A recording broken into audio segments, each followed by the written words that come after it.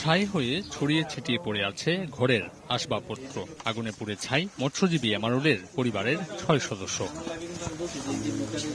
স্থানীয়রা জানান, শুষ্ক মৌসুমে কৃষিকাজ আর বর্ষায় মাছ শিকার করতেন সুনামগঞ্জের ধর্মপাশার শিমের খাল এলাকার এমারুল। পেয়েছিলেন সরকারের পক্ষ থেকে আশ্রয় প্রকল্পের ঘর। ছেলে পলাশ, ফরহাদ, মেয়ে ফাতেমা পড়ত স্থানীয় হরিপুর প্রাথমিক বিদ্যালয়ে। সোমবার রাতে এমারুলের ঘরে আগুন লাগলে পুড়ে মারা যান পরিবারের সবাই। চিৎকার চুকার কোনটাই শব্দ শুনলাম না, খালি আগুনটাই। আয়া দেখলাম এই যে অবস্থা, ঘরে শুধু লাশ আর লাশ। এখন পর্যন্ত আমার কাছে কেউ অভিযোগ নিয়ে আসে নাই যে তাদের সাথে ঋণ বা অন্যান্য দেনা পাওনা বা এরকম কিছু নিয়ে আসে নাই। দরজা ভেতর থেকে বন্ধ থাকায় আগুনের ঘটনাটি এমারুল নিজেই করেছেন নাকি কেউ ঘটিয়েছে তা তদন্তে নেমেছে পুলিশ। কাজ করছে পিবিআই সদস্যরাও। পিছনে করে কিন্তু আগুন যায় নাই, পিছনে জানালা টানালা সব লাগানো ছিল, সামনে ভিতর